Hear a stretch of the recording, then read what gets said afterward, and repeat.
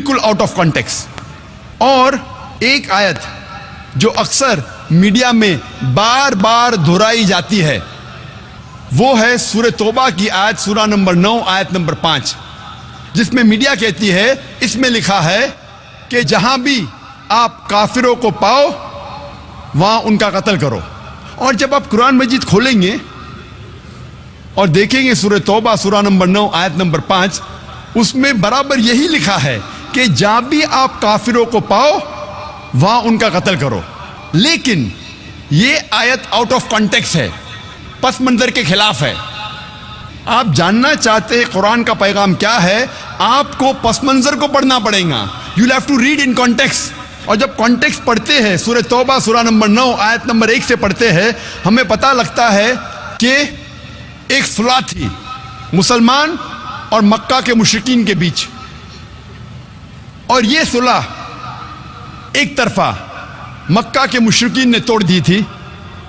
تو اللہ سبحانہ و تعالی سورہ توبہ سورہ نمبر 9 آیت نمبر 5 میں انہیں چیتونی دیتے ہیں، انہیں وارننگ دیتے ہیں، مکہ کے مشرکین کو خبردار کرتے ہیں اور کہتے ہیں آپ کے پاس 4 مہینے کا وقت ہے، آپ سدھر جاؤ ورنہ اعلان جنگ.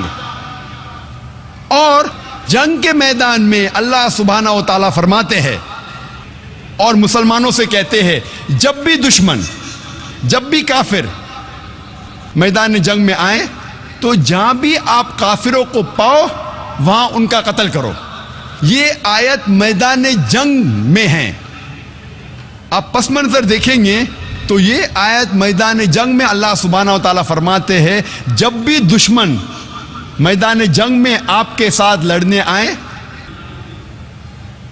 جو ایمان نہیں رکھتے، جو کافر ہے، آپ ڈرو مت، ان کے ساتھ ڈٹ کے مقابلہ کرو. اور عام طور پہ آپ جب بھی دیکھو کوئی بھی آرمی جنرل، مثال کے طور پہ ایک جنگ اگر ہو رہی تھی امریکہ یو ایس اے اور ویتنام کے بیچ، but natural army general of U S A یہ کہیں گا اپنے سپاہی سے جنگ کے میدان میں، وہ یہ نہیں کہیں گا ڈر جاؤ اور بھاگ جاؤ، وہ یہ کہیں گا کہ جب بھی ویتنامیز، جب بھی دشمن آئے آپ ڈرو مت، آپ ان کا قتل کرو.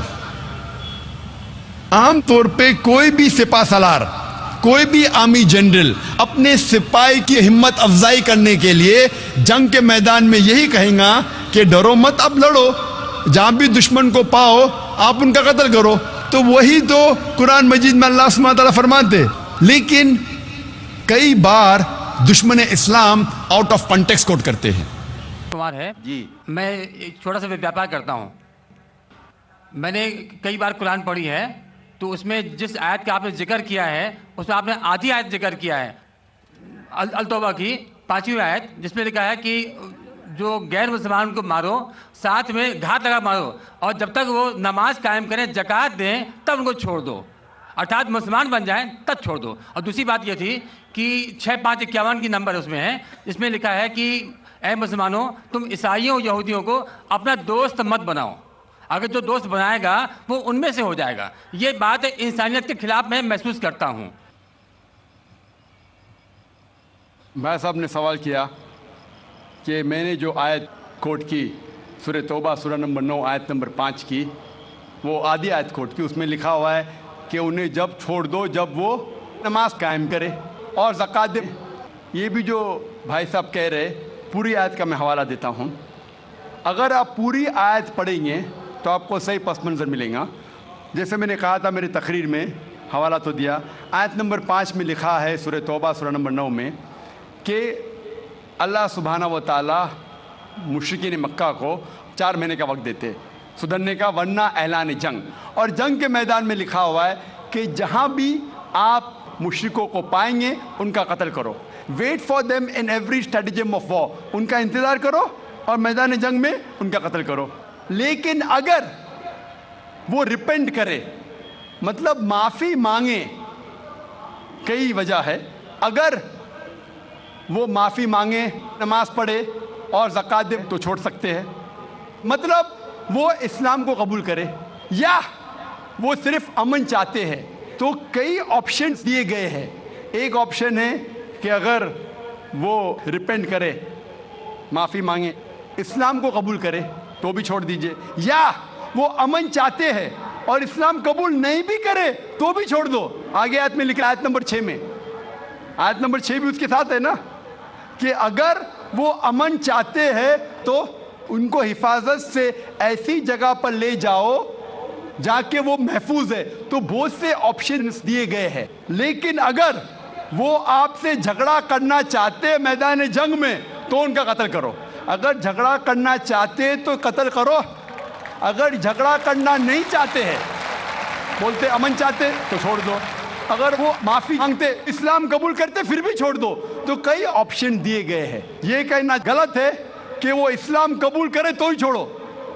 کئی آیتیں آپ کو کانٹیکسٹ میں پڑھنا چاہیے. پھر سے آپ صرف ایک پارٹ آف دا ورس نکالیں گے اور کوٹ کریں گے, لوگ کو پھر سے غلط فہمی ہوتی ہے. تو یہ صحیح جواب ہے کہ بہت سے آپشن دیے گئے ہیں. اور کئی جگہ سورہ انفال میں بھی لکھا ہے کہ اگر وہ امن چاہتے ہیں تو امن بہتر ہے. اس میں یہ نہیں لکھا ہے کہ اسلام قبول کرنا ان کے لیے ضروری ہے. کر سکتے ہیں اگر وہ اسلام کو پسند کرتے ہیں. قرآن میں لکھا ہے سورہ بقرہ میں سورہ نمبر 2 آیت نمبر 256 میں 256, لا اکراہ فی الدین, اسلام میں زبردستی نہیں ہے. there is no compulsion in religion. truth stands out clear from error. حق باطل سے الگ ہے. حق, truth is clear from error. جو حق کی بات ہے وہ غلط بات سے علیحدہ ہے. ہمیں حق پیش کرنا چاہیے. اگر وہ قبول کرے تو اچھی بات ہے, نہیں قبول کرے تو بھی کوئی بات نہیں. اور کئی ایسے آیتیں قرآن کی, سورہ کافرون بھی ہے سورہ نمبر 109, جس میں لکھا گیا ہے کہ کہہ دو کافروں سے جو لوگ اسلام کو جھٹلاتے ہیں, ہم وہ چیز کی عبادت نہیں کریں گے جو آپ کرتے ہیں یا جو آپ چاہتے ہیں, نہ آپ ان کی عبادت کرتے ہیں جس کو ہم مانتے ہیں, نہ ہم آپ جسے کہتے ہیں اس کی عبادت کریں گے, نہ آپ کریں گے ہم جسے کہتے ہیں. لکم دینکم ولی الدین, آپ کے لیے آپ کا دین, ہمارے لیے ہمارا دین. تو ہمارا فرض ہے کہ سچائی لوگوں تک پہنچاؤ. پہنچانے کے بعد اگر وہ مانتے ہیں تو الحمدللہ اچھی بات ہے, نہیں مانتے تو بھی الحمدللہ, تو بھی کوئی بات نہیں, ہم کو ثواب ملے گا. ہمیں حق بات کرنے کا ثواب ملے گا چاہے وہ مانے یا نہ مانے. تو ہمارا فرض ہے کہ اچھی باتیں کرے چاہے انسان مانے یا نہ مانے. تو یہی کئی آیتوں میں آپ پڑھیں گے اور پس منظر میں دیکھتے ہیں, کانٹیکسٹ میں دیکھتے ہیں تو یہ لکھا ہے.